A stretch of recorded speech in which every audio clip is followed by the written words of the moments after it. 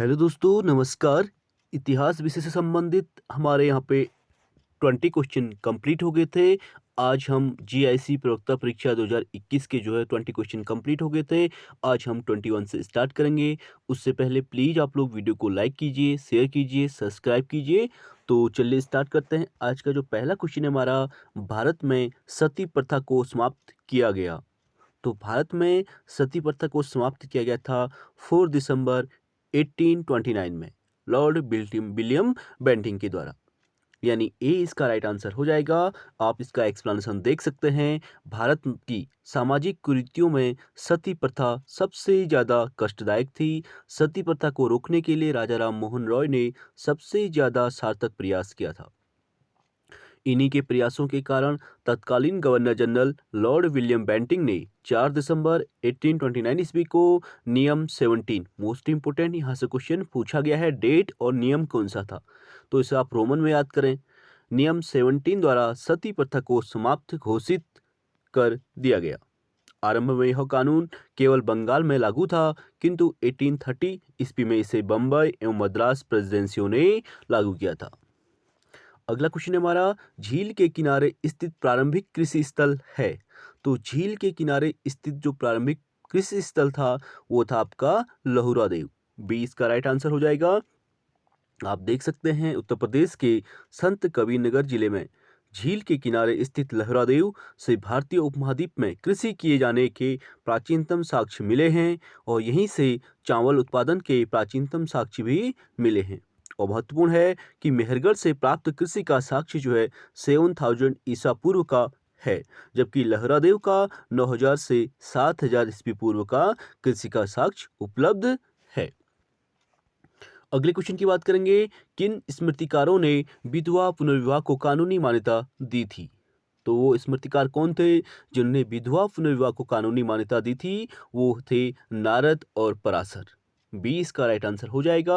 आप इसमें देख सकते हैं नारद और पराशर ने 5 विशेष परिस्थितियों में पत्नी को पुनर्विवाह की अनुमति दी थी।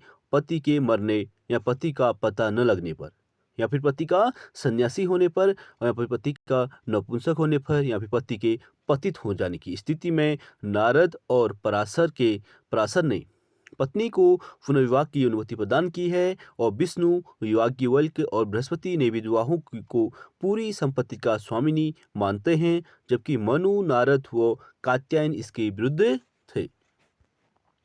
अगला क्वेश्चन है हमारा, सर कॉलिन स्कॉट मॉनक्रीफ आयोग नियुक्त किया गया था।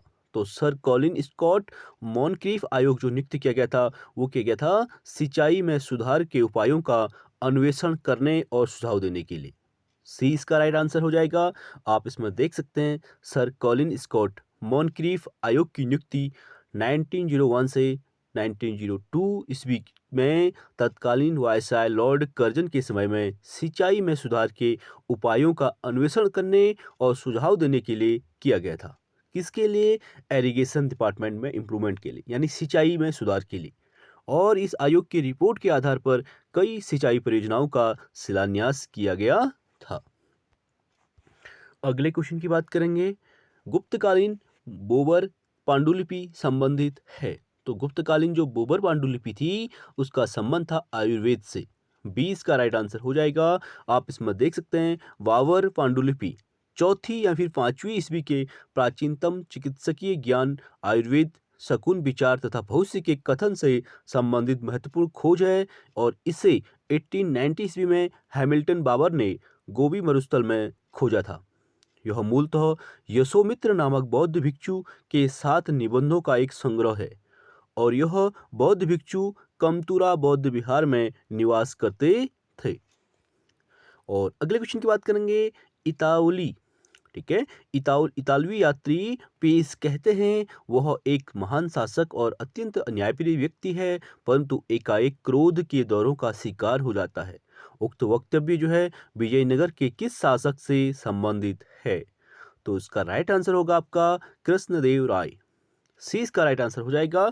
आप इसमें देख सकते हैं डोमिंगो पायस जो एक पुर्तगाली यात्री था। मोस्ट इंपोर्टेंट, नोट डाउन कर सकते हैं। किसके शासनकाल में भारत आया था? कृष्णदेव राय के शासनकाल में। तो डोमिंगो पायस जो एक पुर्तगाली यात्री था, 1520 ईस्वी के आसपास विजयनगर के शासक कृष्णदेव राय के काल में विजयनगर की यात्रा की थी। वह कृष्णदेव राय के बारे में कहता है कि वह एक महान शासक और अत्यंत न्यायप्रिय व्यक्ति था, परंतु एकाएक क्रोध के दौरों का शिकार हो जाता था। पायस विजयनगर साम्राज्य के समृद्धि के वर्णन के साथ साथ इस काल के सामाजिक, आर्थिक और सांस्कृतिक घटनाओं का भी विस्तार से वर्णन करता है। अगला क्वेश्चन है हमारा, निम्नलिखित घटनाओं पर विचार कीजिए और उन्हें कालानुक्रम में व्यवस्थित करने की बात कर रहा है। तो क्रम में लगाने की बात कर रहा है, तो देख लेते हैं इसका। सबसे पहले आपका आ जाएगा सतारा का विलय हुआ था, उसके बाद जैतपुर का विलय हुआ था, उसके बाद झांसी का विलय हुआ था और अंत में नागपुर का विलय, यानी बी इसका राइट आंसर हो जाएगा। आप इसमें एक्सप्लेनेशन देख सकते हैं कौन कब हुआ था। बात करें तो लॉर्ड डलहौजी का काल, ठीक है, व्यवगत की नीति या फिर राज्य हड़प नीति के कारण सर्वाधिक चर्चा में रहा था। और इस नीति के तहत यदि किसी राज्य का वैध उत्तराधिकारी नहीं होता था तो उसे ब्रिटिश साम्राज्य में मिला लिया जाता था। और प्रश्न में दी गई राज्य को मिलाने का क्रम जो था, सबसे पहले सतारा को मिलाया गया था 1848 में, लॉर्ड डलहौजी के शासनकाल में। उसके बाद जैतपुर का विलय किया गया था 1849 ईस्वी में। आप इस क्रम को इसी क्रम में इसे नोट डाउन कर सकते हैं, यहाँ से क्वेश्चन बहुत बार पूछा गया है। और शासनकाल टाइम पीरियड जो था उसका लॉर्ड डलहौजी का था उस टाइम। और झांसी के विलय की बात करें तो 1853 ईस्वी में, और अंत में नागपुर का जो विलय हुआ था 1854 में हुआ था। अगले क्वेश्चन की बात करेंगे, निम्नलिखित में से कौन कांग्रेस समाजवादी पार्टी का संस्थापक सदस्य नहीं था। तो कांग्रेस समाजवादी पार्टी का जो संस्थापक सदस्य नहीं था वो था आपका पंडित जवाहरलाल नेहरू, ठीक है। इनका संबंध इससे नहीं है। बाकी मीनू मसानी की बात करें, मीनू मसानी इंपॉर्टेंट है, यहाँ से नेट्स में भी क्वेश्चन पूछा गया है। तो मीनू मसानी की बात करें, राम मनोहर लोहिया की बात करें, नरेंद्र देव की बात करें, ये तीनों कांग्रेस समाजवादी पार्टी के संस्थापक सदस्य रहे थे। तो डी इसका राइट आंसर हो जाएगा। आप इसमें एक्सप्लेनेशन देख सकते हैं। कांग्रेस समाजवादी पार्टी की स्थापना मीनू मसानी, डॉक्टर राम मनोहर लोहिया, आचार्य नरेंद्र देव और जयप्रकाश नारायण के प्रयासों से अक्टूबर 1934 ईस्वी में बम्बई में हुई थी। और इस पार्टी की स्थापना में जवाहरलाल नेहरू ने कोई योगदान नहीं किया था। वैसे जवाहरलाल नेहरू और सुभाष चंद्र बोस कांग्रेस पार्टी के अंदर जो है समाजवाद का प्रतिनिधित्व करते थे। और जवाहरलाल नेहरू स्वयं समाजवादी व्यवस्था से काफी प्रभावित थे, किंतु कांग्रेस समाजवादी पार्टी की स्थापना सदस्यों में वे नहीं थे। समाजवादी पार्टी से, ठीक है, परिचित तो थे, लेकिन कांग्रेस समाजवादी पार्टी से इनका कोई संबंध नहीं था। जबकि नेहरू जो है समाजवादी विचारधारा को ही मानते थे। हाँ, मैं समाजवादी हूँ, ये पंडित जवाहरलाल नेहरू ने ही कहा था। तो अगले क्वेश्चन की बात करेंगे, किस काल अवधि में कल्हड़ की राजतरंगिणी लिखी गई थी। तो कल्हड़ के द्वारा राजतरंगिणी जो लिखी गई थी वो लिखी गई थी 1148 ईस्वी से 1150 ईस्वी के बीच। सी इसका राइट आंसर हो जाएगा। आप इसमें देख सकते हैं राजतरंगिणी 1148 से 1150 ईस्वी के बीच महाभारत शैली में कल्हड़ द्वारा लिखित एक महत्वपूर्ण ग्रंथ है, जिसमें कश्मीर के हिंदू राजवंशों का इतिहास का वर्णन है। राजतरंगिणी में कुल 8 सर्ग यानी तरंग और 8000 श्लोक हैं।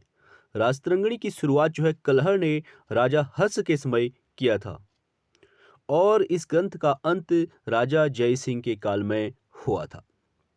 मोस्ट इंपोर्टेंट बुक है, ठीक है, कश्मीर के इतिहास से संबंधित है और पहली ऐतिहासिक पुस्तक भी है। अगले क्वेश्चन की बात करेंगे, राजसूय यज्ञ के समय ऋग्वैदिक राजा लगभग 1 दर्जन रत्नियों के घर जाता था।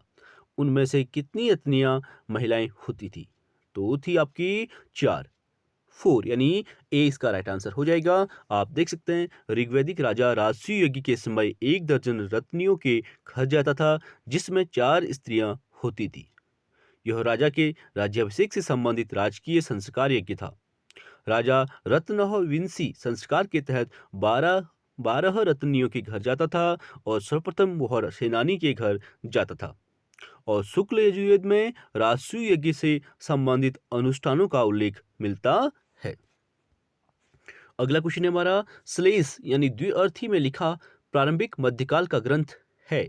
श्लेष या फिर द्विअर्थी में लिखा जो प्रारंभिक मध्यकाल का जो ग्रंथ है वो है आपका रामचरित। 20 का राइट आंसर हो जाएगा। आप देख सकते हैं श्लेष द्विअर्थी में लिखा प्रारंभिक मध्यकाल का महत्वपूर्ण ग्रंथ संध्याकर नंदी द्वारा रचित रामचरित है। और इस ग्रंथ में संध्याकर नंदी ने स्वयं को कली युग का वाल्मीकि यानी कालिकाल वाल्मीकि तथा रामपाल को राम कहता है। रामचरित में कैवर्तों के नेता भीम को पराजित करने का उल्लेख है और यह ग्रंथ पाल वंश विशेष तौर पर परवर्ती शासकों के इतिहास के अध्ययन का महत्वपूर्ण स्रोत माना जाता है। अगला क्वेश्चन हमारा, बंगाल के किस शासक ने कहा था कि यदि अंग्रेजों को बंगाल की भूमि से बाहर किया तो समुद्र में आग लग जाएगी? मोस्ट इंपोर्टेंट क्वेश्चन है। तो ये कहा था अलीवर्दी खान के द्वारा। डी इसका राइट आंसर हो जाएगा। आप इसका एक्सप्लेनेशन देख सकते हैं। मुर्शिद कुली खां 1717 से 1727 ईस्वी के बीच का शासनकाल था, ने बंगाल में स्वतंत्र राज्य की स्थापना की थी और 18वीं शताब्दी में किया था। आगे चलकर अलीवर्दी खां 1740 से 1756 के बीच का शासनकाल है। बंगाल का महत्वपूर्ण नवाब हुआ था और उसने कई शक्तियों को पराजित कर बंगाल में अपनी सत्ता को स्थापित किया। अलीवर्दी खां ने ही कहा था कि यदि अंग्रेजों को बंगाल की भूमि से बाहर किया तो समुद्र में आग लग जाएगी। आगे चलकर अलीवर्दी खां की यह भविष्यवाणी सही साबित हुई जब अंग्रेजों ने बंगाल को अपने अधीन कर लिया था। तो अगला क्वेश्चन हमारा, निम्नलिखित चोल शासकों में से मालदीव की विजय करने वाला प्रथम शासक कौन था? Most important question. और चोल शासकों में मालदीव की विजय करने वाला पहला शासक था, वो था आपका राजराज प्रथम। बहुत शक्तिशाली शासक था।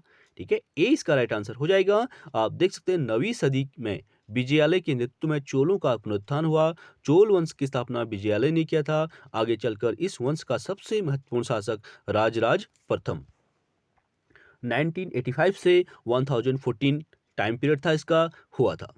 उसने पांड्य केरल और सिंहल की विजय की थी।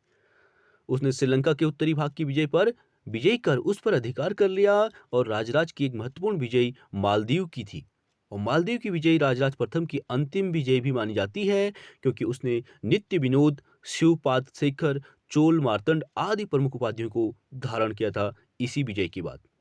तो आज का अंतिम क्वेश्चन है हमारा, नामलिंगानुशासन। ठीक है, नामलिंगानुशासन नामक ग्रंथ के लेखक कौन थे? तो नामलिंगानुशासन जो ग्रंथ लिखा था वो लिखा था अमर सिंह ने। सी इसका राइट आंसर हो जाएगा। आप देख सकते हैं अमर सिंह द्वारा रचित अमरकोश ग्रंथ यानी संस्कृत का विश्वकोश कहलाता है और इस ग्रंथ का एक अन्य नाम लिंगानुशासन है। 3 कांडों में विभक्त होने के कारण इसे त्रिकांड भी कहते हैं। मोस्ट इंपोर्टेंट, नोट डाउन कर सकते हैं। तो अमरकोश के सबसे प्रसिद्ध टीकाकार क्षीर स्वामी भट्ट हैं। प्राचीन भारतीय ग्रंथों में सर्वाधिक टीका जो है यानी 50 के लगभग इसी ग्रंथ पर लिखी गई है। तो चलिए फ्रेंड्स, आज के लिए इतना ही। आई होप वीडियो पसंद आई होगी। प्लीज वीडियो को लाइक शेयर सब्सक्राइब जरूर करें। Thank you so much.